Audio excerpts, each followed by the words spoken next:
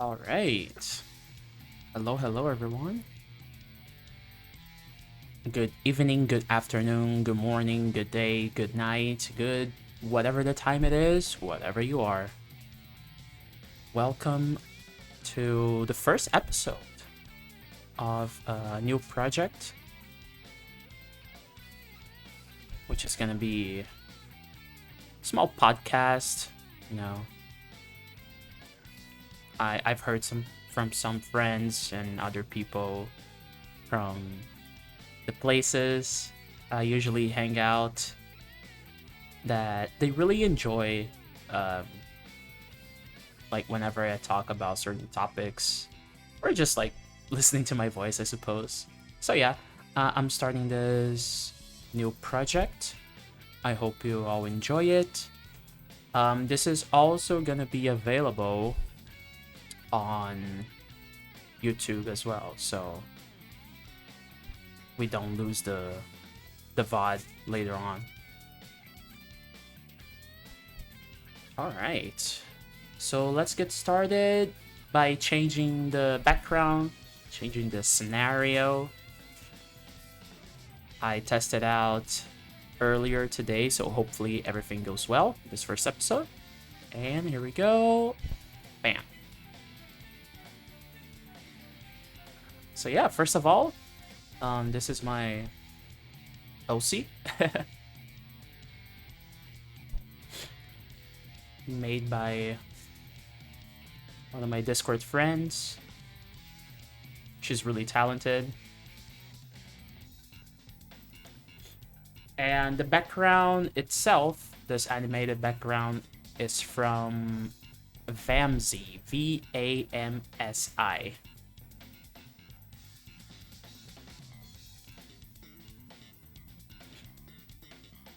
All right. Disclaimers made. So today's first episode is going to be talking about modern gaming.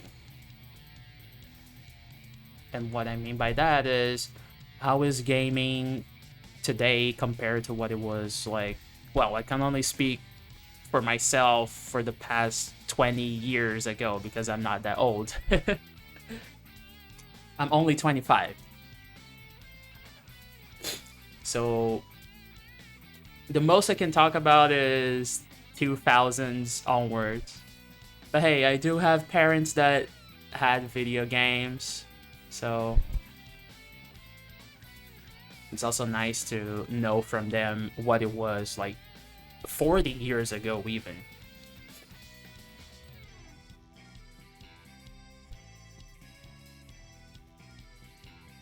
Okay, I do have a small set list of small topics to talk about.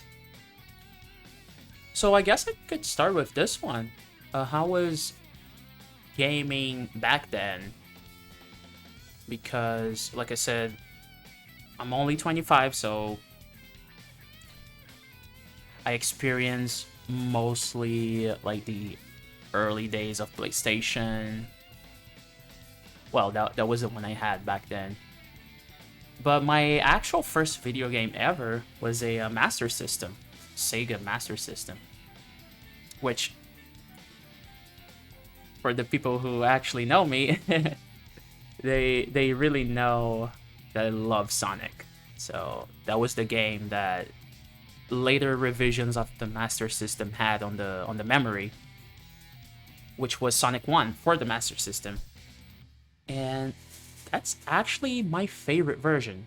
Like, I know the Mega Drive slash Genesis version came first, but I don't know, there's just something. I've played both of them, but there's something about the Master System version, probably nostalgia, pretty sure, but I don't know. I really enjoy the Master System one more than the Mega Drive one.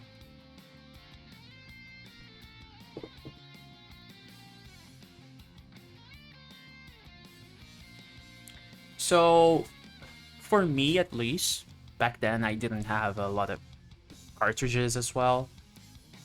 So it was mostly playing Sonic 1 day and night, night and day. pausing the game and turning off the TV because there was no save states, there was no checkpoints back then. Well, even if there were checkpoints, they were in game and in that session. If you turn off the console or for some reason you lost power, that was it. Got to start over. The most we had back then were passwords. So you either had to memorize all of those combinations or numbers, letters. Each game had a different way of doing passwords. I like the ones from Mega Man. Like, I remember the OG Mega Man. I believe it was the easier one with passwords because it was like binary. You only had a red ball, red circle on or off, and that was it. So in my opinion, I think the OG Mega Man was like the better one when it came to passwords. And in my honest opinion, it wouldn't make sense to have such complicated passwords in a not so complicated quote-unquote game, because the OG Mega Man was like pretty difficult.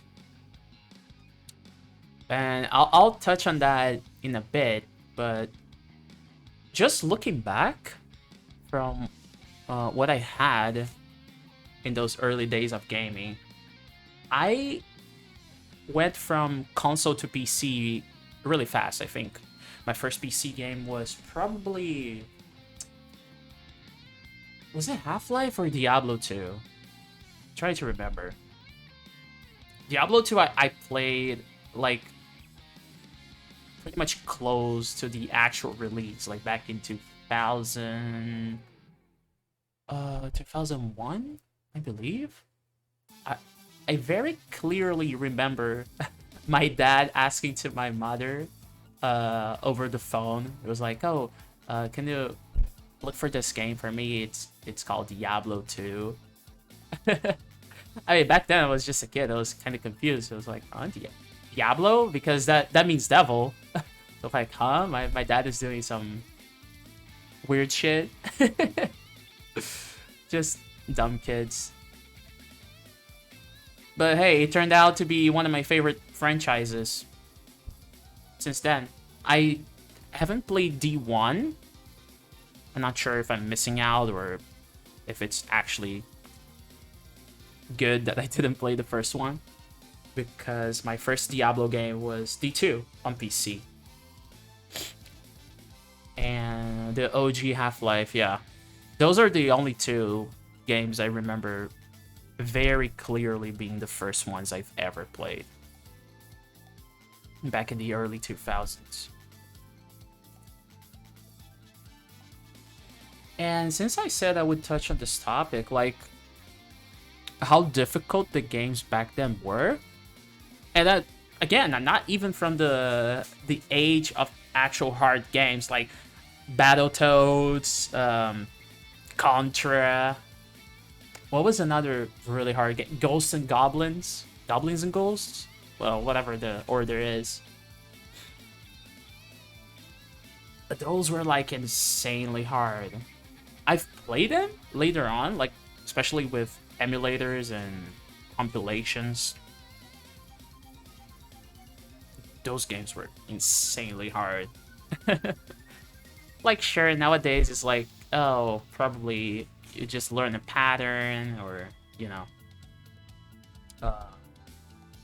Some people use glitches as well, bugs, and...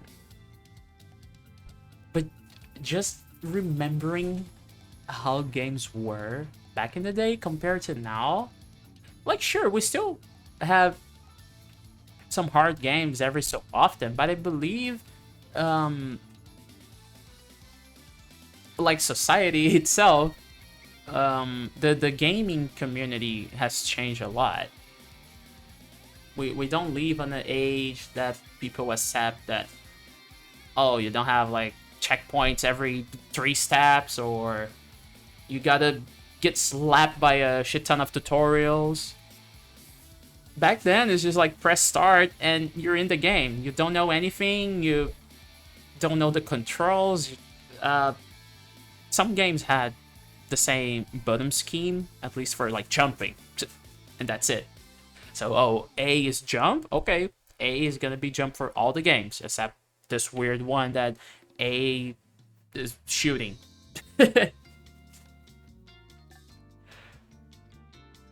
So that's at least something good, I suppose. That even though you didn't have tutorials back then, the control scheme used to be somewhat similar from game to game.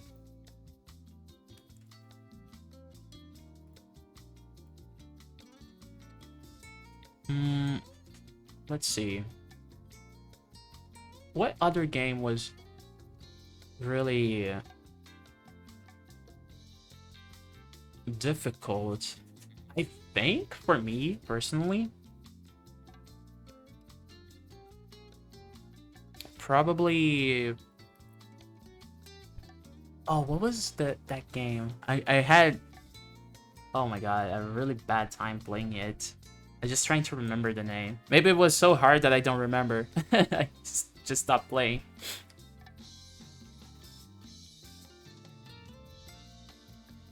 I think the OG Battletoads was one of my like hated, kinda. Not really. I hate the game, but the infamous a bike stage was just so hard. But again, it's just pattern memorizing, memorization.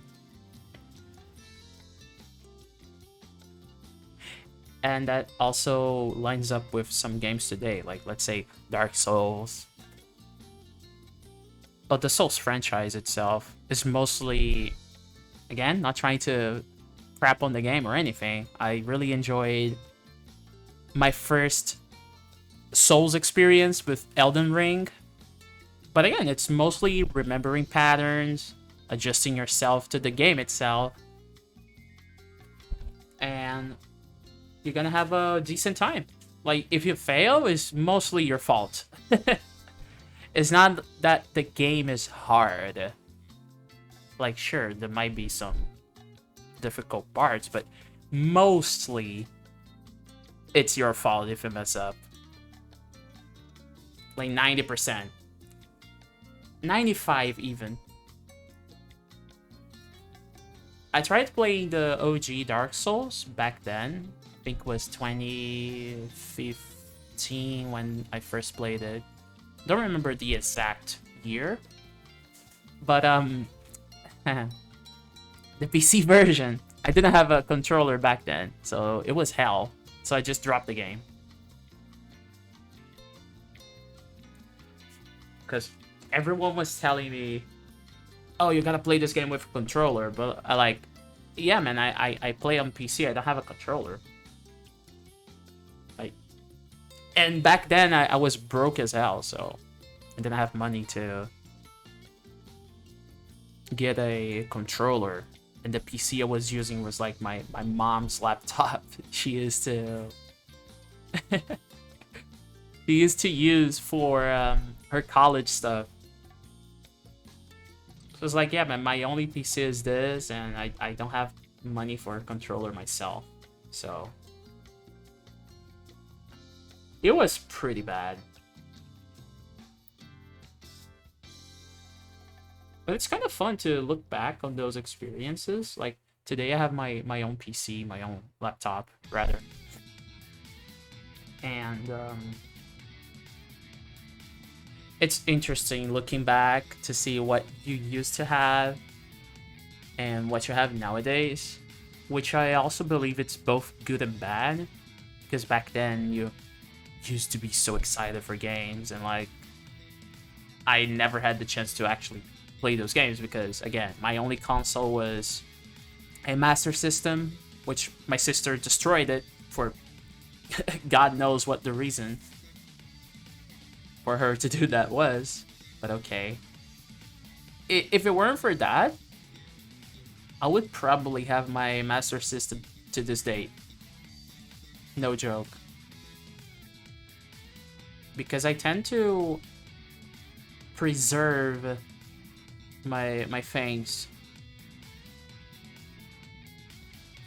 So like I still have things from like 10 years ago that look almost new. Of course, it's look a bit used because of the time itself, like 10 years, like come on.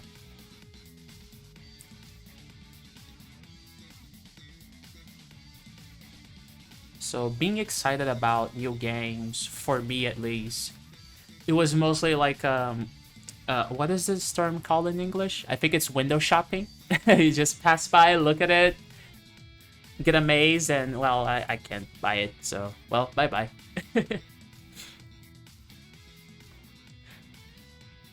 So for me, it was mostly like that. Another thing to look back is also the progress of like graphics and technology itself. Like my first awe experience, I would say, was when I first played Sonic 3D Blast on a Genesis emulator. I was like, wait, what? You're telling me this character... and bear in mind, I didn't even have the Sonic from a Mega Drive in my mind. For me, Sonic was that little guy on the Master System. So I was missing out twice. So when I played Sonic 3D Blast for the first time, I was like, wait, Sonic in 3D? What the hell? And I was surprised. Especially, I was like, what? Probably 5 or something. Yeah. So seeing that my favorite character in that different graphics and having a spin dash. And again, play those games out of order. I think the first time I played Sonic 2, which was the actual first game to introduce the spin dash, I only played after Sonic 3. So my gaming experiences back then were really whack. Yeah, I think that was it. Like Sonic 1 from the Master System on an actual console. And then Sonic 3D Blast, and then Sonic 3. No, wait, I played Sonic and Knuckles first, and then Sonic 3. So everything out of order. But again, did it matter? No. I just wanted to play some Sonic. Especially, I was just a kid, like nothing to worry about. Just play those games, have fun. And I wonder if that's probably something we lost after so many years. Like, people nowadays have the... Well, some people, I'm not gonna generalize that hard. Some people have the latest console, some beefy PC, and they just have too many options. You know? Hell, even when I had my... not but my mom's shitty laptop, I just bought so many games that I never touched on Steam. I think having sales and like compilations, blah blah blah, whatever the name is, it's both a blessing and a curse, I'm not gonna lie, because you have so many options in one bucket. But then again, you know, my ages have played like what, 2 games out of 10 on that compilation, and you call it a day. And yeah, I'm done. I'm gonna buy the next one. But you still have 8 games to play, dude. Like, what the hell? And I'm speaking for myself too. Like, even games that I was looking forward to play, I play like 2 hours, I guess, and then just drop the game. One example I had with this was Shantae. and what's his name in the latest one? Seven Sirens. I think that's the name. It's not like I disliked the game. I just bought it, but kept playing the same things, you know? When you buy something, especially games, I think this is mostly with games, honestly. You buy a brand new game, but I don't know, you still keep playing League, you still keep playing CSGO, whatever.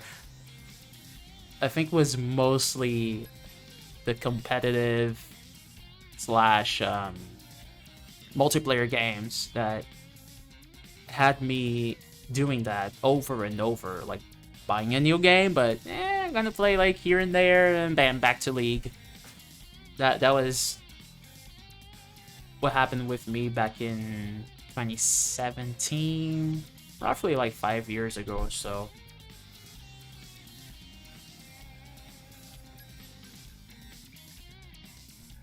So it's kind of complicated having so many options as well.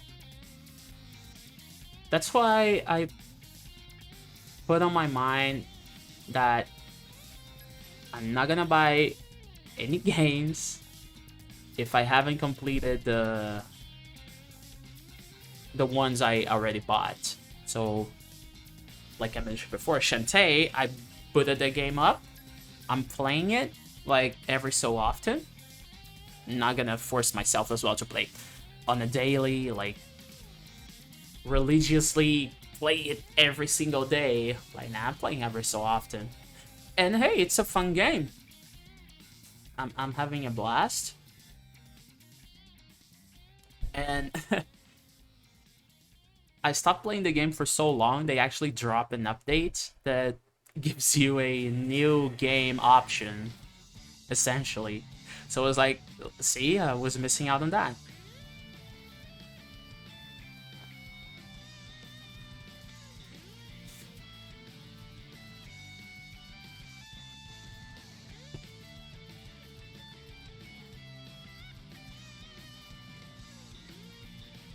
And just a quick break for water.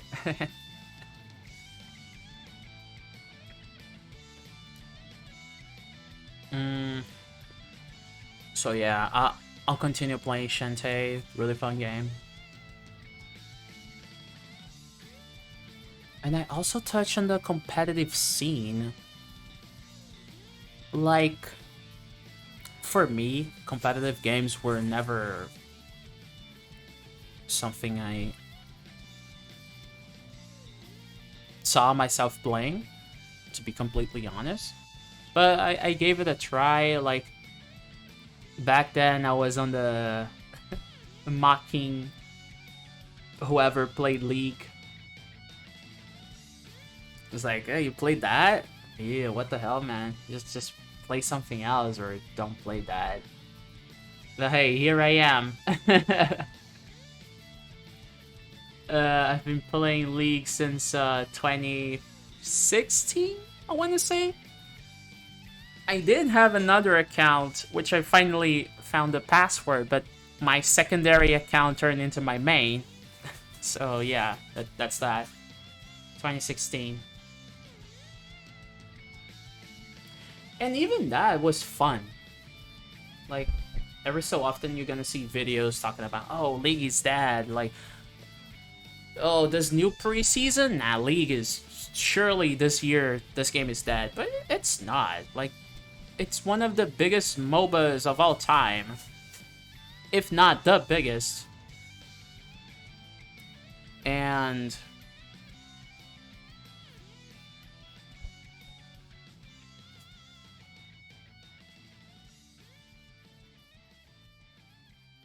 you can't really say a game is gonna die just because you dislike it. If it's gonna die, it has to be a unanimous thing, you know? Oh, also, we just got a follow. Thank you so much. I'm Me. Thank you for the follow. I appreciate that.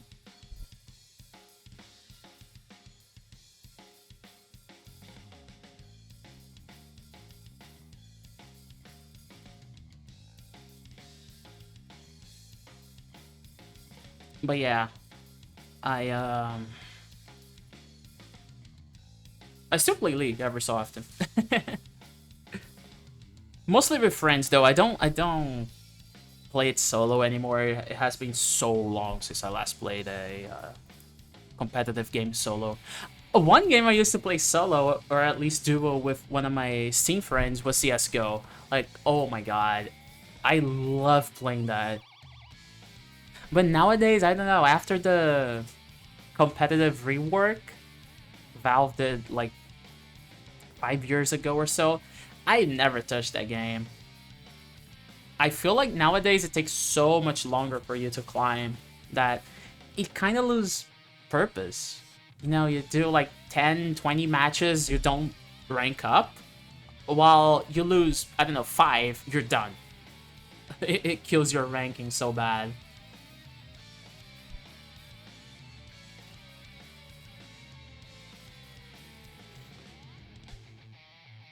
It it's just so bad. But hopefully one day we'll see. CS:GO is still really active.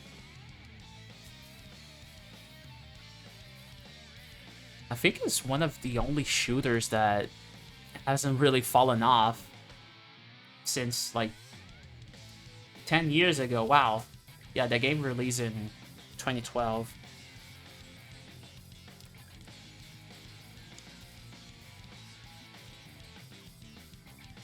But for me, competitive games were never really a thing, even though I do play one of them.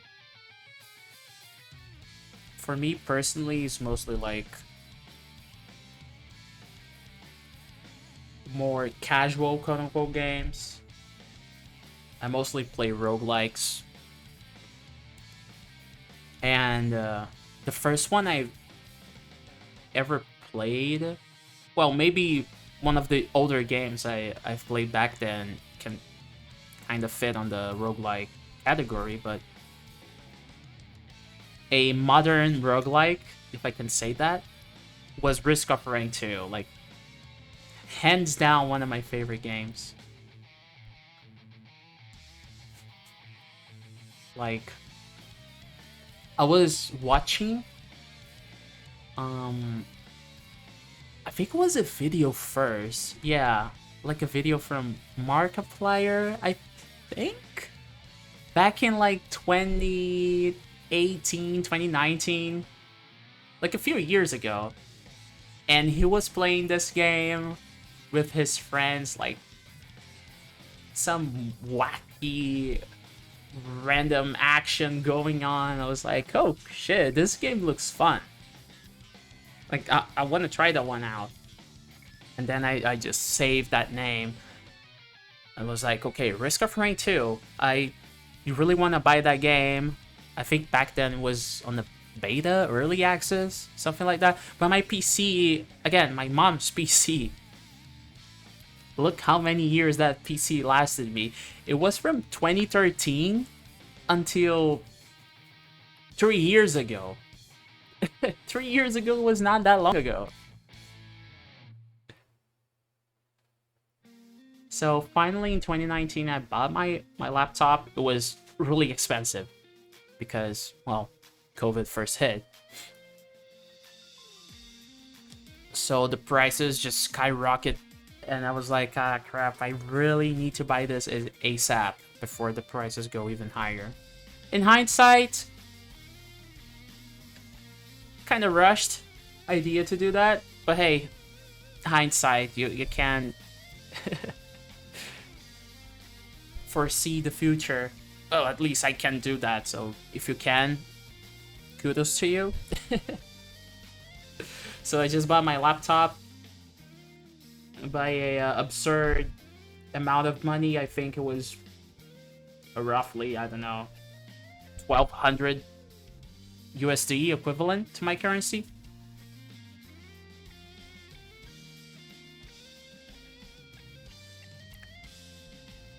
And I finally bought the Risk of Rain. And I really enjoy it. I still enjoy it to this day. I think I put like what, 500 hours plus It's either 400 or 500 hours. Somewhere around that. I really like that game. It's just fun. Sure, like roguelike, some people don't like it because once you die, you have to do it all over again. You don't have a fixed progress. But it kind of reminds me of the early days of gaming, you know? Roguelikes are kind of funny. For people who game back in the day, now that I realize that, it's really funny. Back then, if you lost, yeah, sure, you just restart all over again. With roguelikes, it's kinda of the same premise because you don't play necessarily the same game, quote unquote. You have a randomized. Sure, you have patterns too, but it's still like a randomized same game, if that makes sense. So yeah, looking at that perspective, it's kind of funny. Huh, that's neat. Every day learning something new. And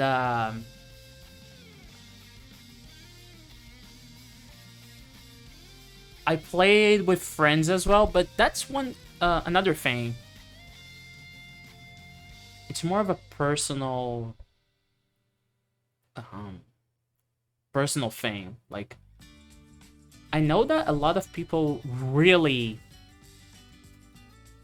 like multiplayer games. Like, they only play multiplayer games, or like they mostly play with their friends and play single player games every so often. For me, it's the total opposite. The only like multiplayer game I play with friends is League, because, well, there's no PvE mode. Not anymore. Well, even when it had with like Star Guardian and Odyssey, you still have to play with five-man group, so never mind. Bad example. But for me, it's mostly single player games. Like, I do have a sister, but back then she wasn't really into games. It grew up on her in later years. But I used to play solo.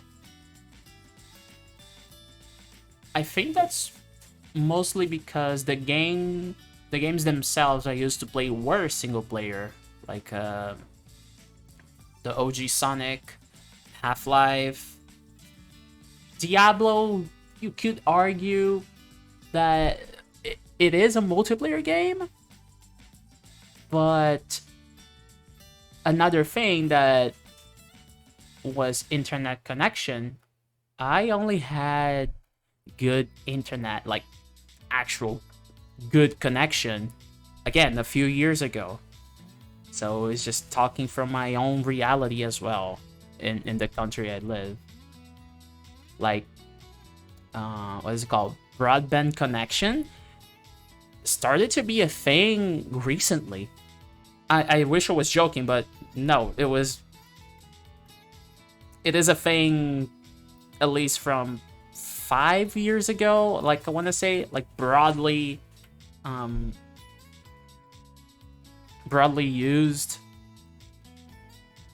Yeah, like roughly 20s, a bit before the pandemic. Yeah, we really started to have good connection everywhere. Again, not saying this is the reality for everyone, because, well, that's another topic for another day. But at least in my neighborhood, it is like that. Like, everyone you see nowadays has some sort of internet connection. So for me, Diablo was mostly a single player game. Oh, Starcraft! How could I forget about one of my favorite RTSs? And also the next topic I want to talk about. There's some there's some genres of games that I think are kind of dead, not gonna lie. With RTS being one of them. I don't know what happened. I think it was probably because of MOBAs rising up. Because in a way, a MOBAs came out of a RTS. Like Dota came out of a Warcraft mod, if I recall correctly, the whole story. But it's still so funny, like how the father, let's say, of the genre died, and it just confuses me. Maybe because again, I really enjoy RTS, and I'm probably still waiting for that next RTS. They're gonna bring back life to the genre, but at the same time, I just wonder why. Because there's so many other games that are still alive. Like say Metroidvanias are still going. And again, those are a combination of Metroid and Castlevania, games from late 80s. And those are still going.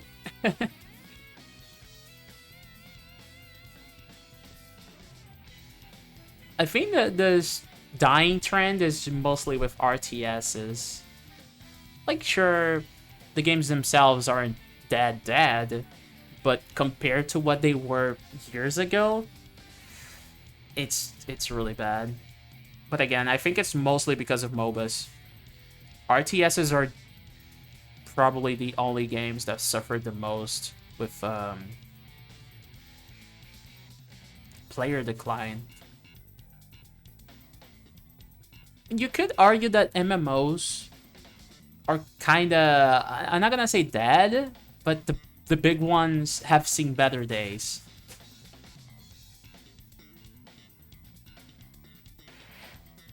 And I would say the main reason, it's because nowadays you just have so many MMOs to play. You know? You have WoW, you have Final Fantasy, you have Lost Ark, you have Guild Wars, you have ESO. There's so many options, which again is not bad. Like, I'm not gonna advocate for having only 2 MMOs or only one. Like, no, just have a shit ton of them. Yeah, sure, go on. It's the trend. Yeah, let's do it. But at the same time, MMOs are games that require a really, really good amount of time and effort put into them. So if you have a shit ton of MMOs, not everyone are gonna play, every single one of them.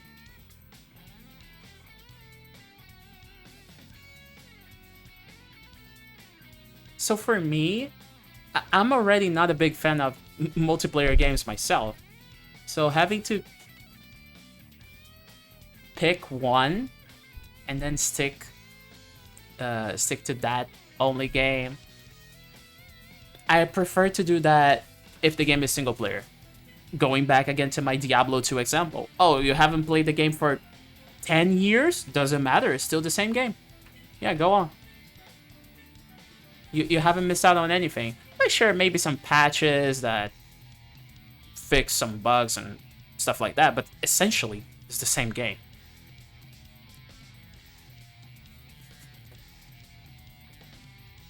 But one thing I will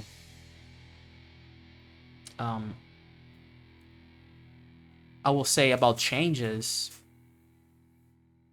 since I'm still talking about Diablo 2, with the recent Diablo 2 Resurrected, what I really enjoyed about it is that the devs are actually changing the game. Be it with new rune words or just small quality of life to some classes, or introducing actual new things. Give me a sec.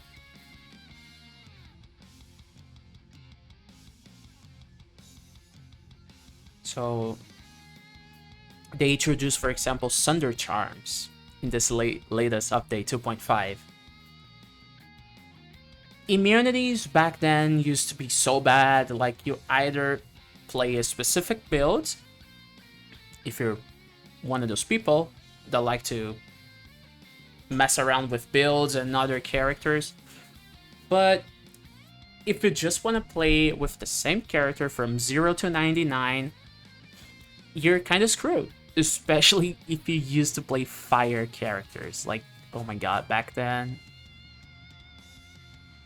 Well, not back then. Like, the game still has fire immunes everywhere. So, as a fire character, you're screwed big time on the late game. So, they're trying to address that with the Sunder Charms, bringing, again, those builds. Let's say, Fire Sorceress, Fire Druid. Trying to bring them to the meta as well. And I just find, again, it's really funny how some people are crying about that, oh, this is not what Diablo 2 is, because you're supposed to have different characters for different... bro, I just want to play the character I want to play.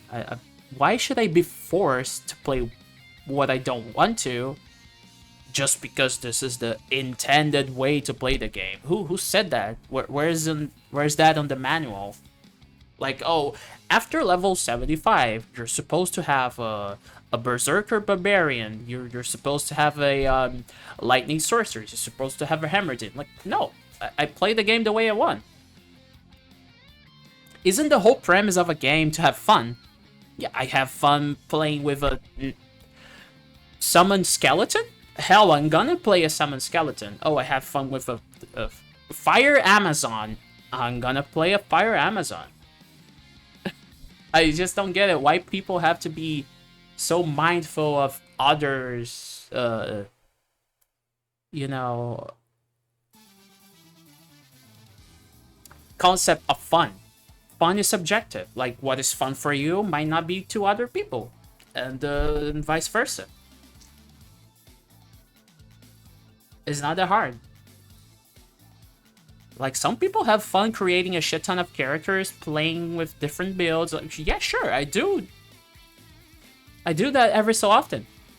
But again, I default to my good old Necromancer. Why do I have to play Hammerdin? I saw that Hammerdins are really strong. And for me, having that amount of power so early on, it's not fun. Like, yeah, I slap these two shitty items and I just go through the whole game without effort. How is that fun?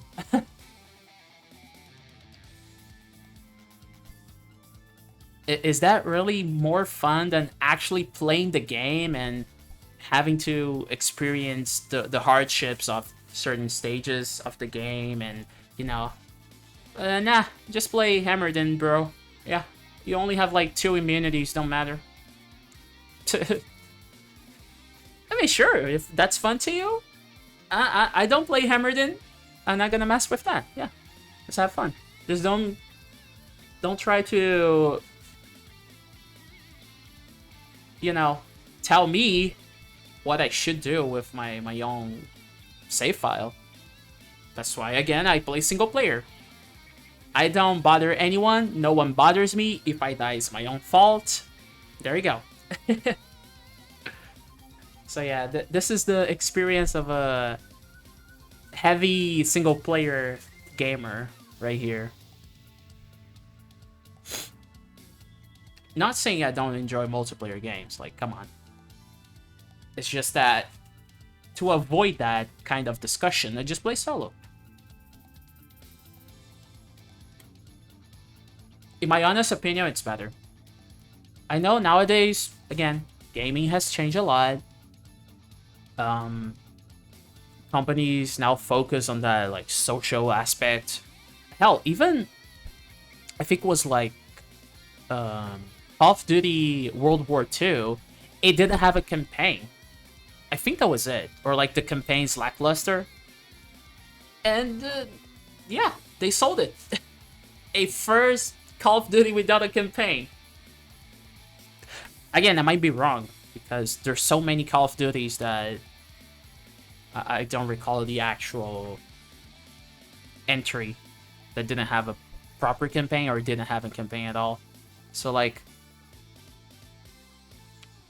it just surprises me that a franchise that used to be mostly single player then started to have multiplayer side by side, you know, both together, single player, multiplayer, and then suddenly shift all the resources to multiplayer. It's what sells. Yeah, we're gonna do it.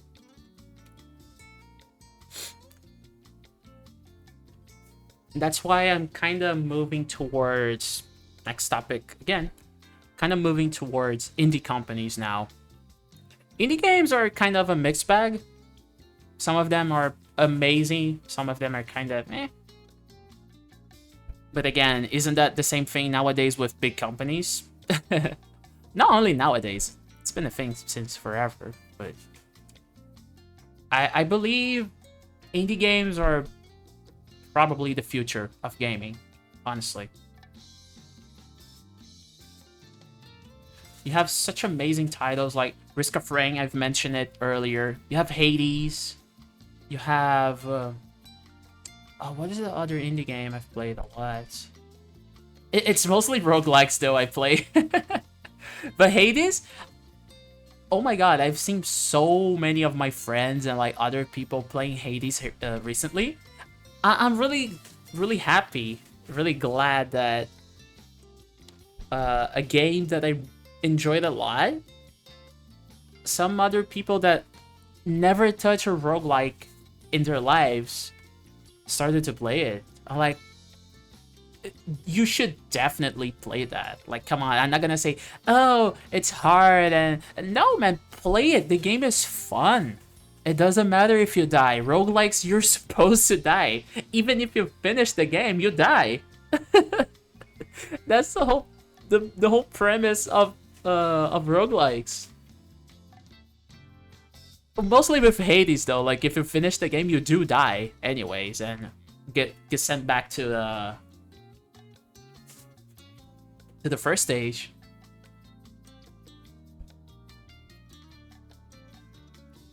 So why should I gatekeep a game saying that, oh, it's hard and maybe you're not gonna like it? Like, play it. Yeah, especially nowadays with Game Pass, and you can borrow games from friends' library. Play it, give it a try. Yeah. Or if the game has a demo, play the demo. It's that simple. I'm not gonna gatekeep games because, oh, when I first played it, it was hard, so this person might find it hard as well, especially since they never played a game like that before. Nah.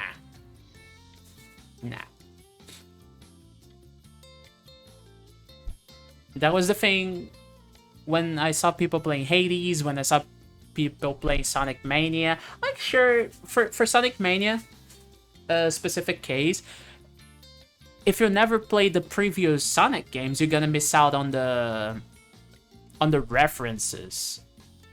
That's it. You're not gonna miss out on the gameplay itself.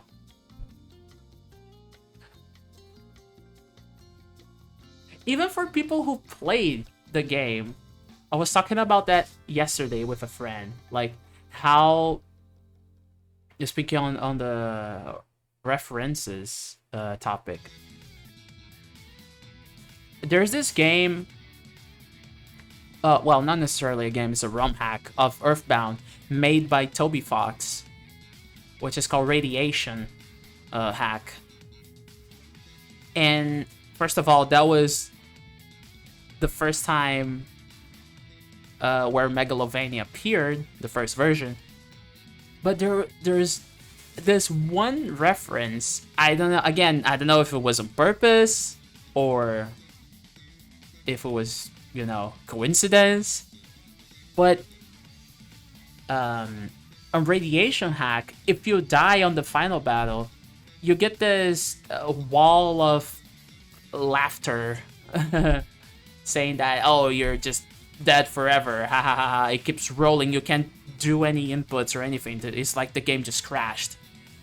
And in Undertale, again, made by Toby Fox, if you die to Flowey, I just don't remember if it's a chance or if you die the first time. I don't know. It happens the same thing. It's it might be a bad dream and you're never waking up. Ha ha ha ha. And the game crashes. When I saw that the first time, I just shit myself because the game crashed. But then I remember, I was like, wait, no shot, this is the same thing he used like, I don't know, 10 years ago. No way. And yeah, yes way. He used it. So you're gonna miss out on that, and that's it. Like, people who played Undertale might never heard about that one before. Like, Radiation Hack? What the hell is that? They probably don't even know what Earthbound is.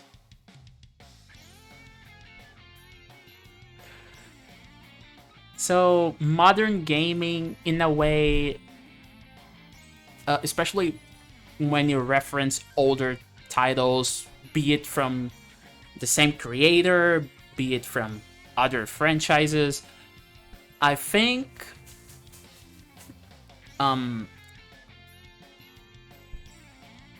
if you do references, it could go two ways.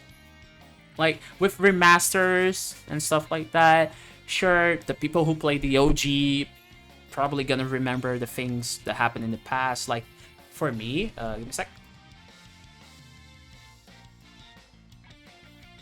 Allergies are being a bitch today, sorry. With, my own example was Resident Evil 2. Was it 2? Yeah, 2. I played that one on the OG PlayStation, and boy, I shit myself as well. I remember very clearly just turning off the console when I first saw I think it's Licker, that's the name of the enemy. The one with the big tongue, walks on 4. I just got so scared when I saw that guy for the first time. Never played that game again. And in 2019, I bought the remake. I had a blast. That was actually my first time ever finishing the, well, original, quote-unquote, Resident Evil 2. And I was like, wow, I was really missing out on that game. It's fun. Like, sure, I play a new version, but on the topic of remasters, remakes, whatever the name the developer want to call it, I think it's a good thing, honestly. First of all, you get rid of some annoying things, because I'm not sure if I've seen a game that truly got rid of every single thing that was annoying, or if they get rid of old things, they bring up new things that are annoying as well. But overall, remakes, remasters, reboots. Reboots are kind of arguable. But, those are really good. It gives new players a chance to play a classic, with the case of Resident Evil 2, and even Diablo 2 Resurrected, for example. Which is also one of my favorite remasters, and they're actually introducing new content to the game, which is also good. Like, if I just want to buy the new game, buy a new game with better graphics, like, oh yeah, it's just the old game with better graphics. Sure, like, for me, graphics never really they help to enhance the playability. I'm not gonna deny that, but graphics, you could have a pretty ass game and still be boring, bland, and you know. So yeah, graphics aren't everything, but they do enhance the experience. So I'm not gonna keep sitting here being a boomer that, oh, back in the day, like this used to be 8-bit pixels and blah blah blah. Nah. Come on. Pixel art has a charm. People still use it to this day. I love it because, again, nostalgia. The boomers, even some new gamers, enjoy pixel art. But I'm not gonna deny that some amazing looking games are bad just because, oh, they're only graphics. Like, some of them are, but some of them are both together. They have amazing graphics, amazing gameplay, and that's it.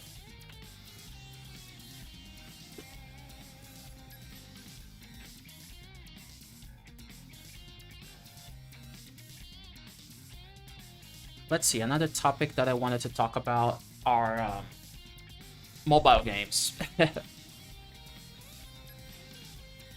Because, oh god, nowadays you have so many mobile games, and even mobile gaming back in, like, at least 10 years ago, because mobile game is not that old. Mobile games used to be that you just pick up your phone, play a game for like 30 minutes max, and that's it. You're done. Just casual passing time while, I don't know, you're on the bus, on the train, going to school, work, whatever. Just pick up there real quick, play a little bit, bam. You reach the your station, whatever, and you're good to go.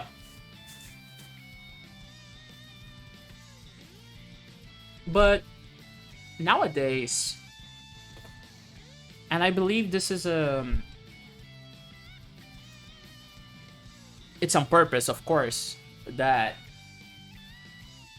especially based on where those games come from, having like energy systems and a lot of microtransactions. We're gonna touch on the microtransactions later, but mostly the game time itself. It's kind of funny that nowadays you have to put a shit ton of hours in a game, otherwise you don't get an item, or you can't finish an event, whatever. Compared to back then, you only play the game for like an hour plus if you wanted to, because you, I don't know, you're addicted to the game, or you just happen to have more time to kill, and that's about it. But nowadays, it's so more complicated.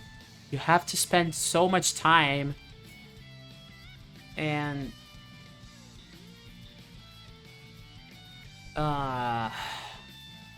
it's so bad. So again, touching on the energy system thing, most of the mobile games nowadays come from China. That's a fact. So I believe there's like a law thing that kids can only play games from a certain amount of time, or like from, I don't know, 8 p.m. to 10 p.m., let's say, and on the weekends it's a little bit more time. So that's where the energy system comes in play. Like, sure, yeah, in that country it works really well. But here in the West, that's where the things get complicated. Because the devs are not gonna change, not necessarily, I would say, gonna change the whole game to have separate versions of the game. Again, it could happen, but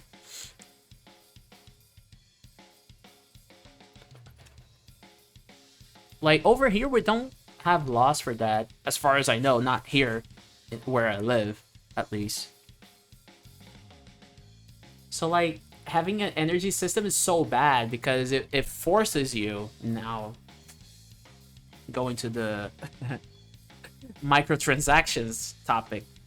It forces you to either a wait like I don't know 24 hours to refresh your energy, or you just swipity swipe your credit card, mommy's credit card, whatever, to buy more energy, buy more crystals, buy more whatever the currency is to play the game more.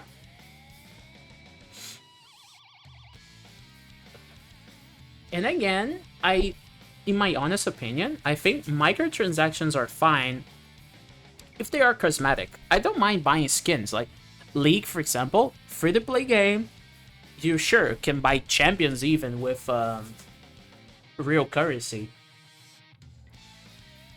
But it's mostly skins. And yes, some skins are kind of sus.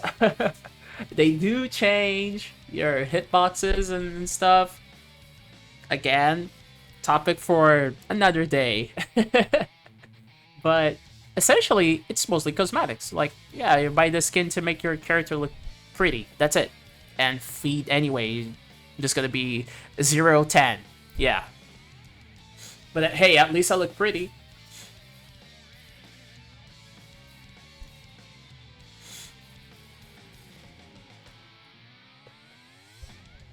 But I don't know, cosmetics are fine. As long as they don't boost the character stats. I think it's okay.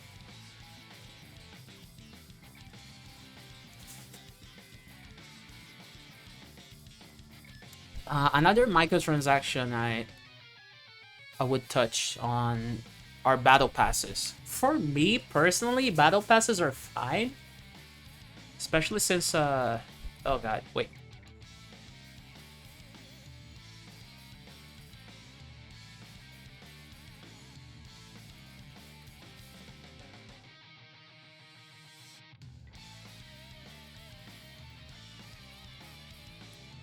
I don't wish allergies to anyone, seriously.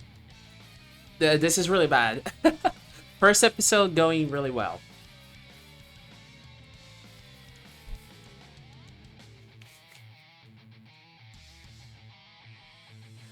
Battle passes, let's get back into it. So I believe battle passes are fine because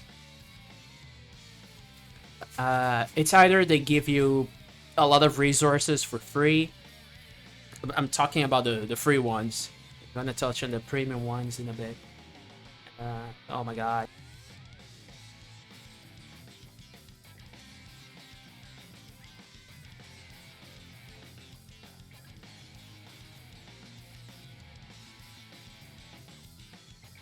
Whew, okay. They give you a lot of resources, and the premium ones give you even more resources, which is kind of good for people who don't have a lot of time to play, I suppose.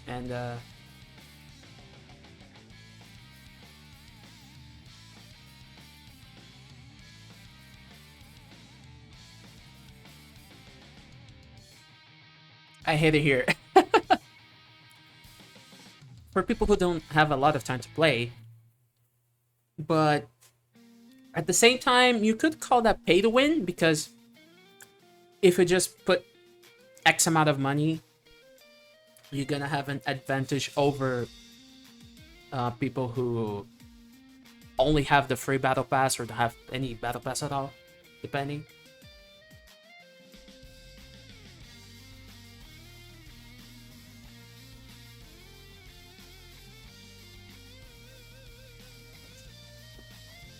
And some people call it pay to progress, but isn't that essentially pay to win as well?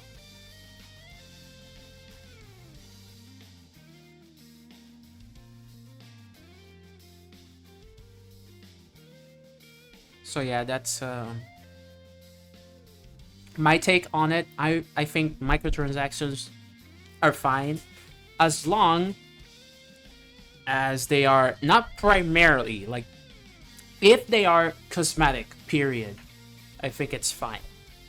If it's like, oh, primarily cosmetic, but if you know, want to buy this little pack over here, you get a, small energy boost, blah blah blah. Nah, that's nah. Let's see.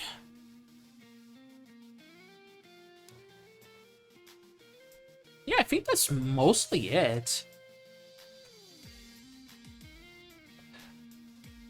Oh yeah, also a quick topic on mobile gaming too is that I feel I feel like the microtransactions thing ended up hitting PC releases as well, or console, whatever. Like, um, mobile is not like what used to be only on mobile gaming is not like that anymore. Especially the microtransactions, because companies saw, hey, it works. Why not apply that on uh, our franchises as well? So we end up seeing even this new NFT thing. I'm not a fan of that at all. I hope this never turns into a thing, but this is just me. I hope it never does. It feels like such a scam. I don't know. But hey, maybe there's some pro for that. Only time will tell. So yeah, this whole microtransaction thing ended up hitting releases that we would never imagine that would have that. But again, at the end of the day, companies just want profit, and that's the reality. So it is what it is, I suppose. But that's pretty much it. I think for the first episode, I apologize for the allergies, the small pauses I had to do. But unfortunately, today they decided to be a bitch to me. So hopefully, on the next episode, it's gonna be a little bit better. But yeah, just a quick 1 hour podcast talking about gaming back then, what it used to be for me, what it is now, not only for me but for other people. And yeah, I think talking about a topic that I'm really close to is a nice way to start off. I'll try to bring like a poll or something to vote on the next topic, I would say. But yeah, I want to bring other topics. It's not going to be a focus only on gaming. I want to bring potentially other interesting topics to talk about too to you guys. So yeah, like I said, this one is also going to YouTube. Primarily is gonna be here, but I'm gonna upload the VOD over there so people can watch it, listen to it, whatever they want to. So yeah, thanks again for watching and listening, and I'll catch you guys on that next episode, which probably is gonna be next week. We'll see. I'm still adjusting the time, but yeah, that's gonna be it for me. Thanks for watching, listening. Have a good day, night, evening, afternoon, whatever the time is over there, and I'll catch you guys next time.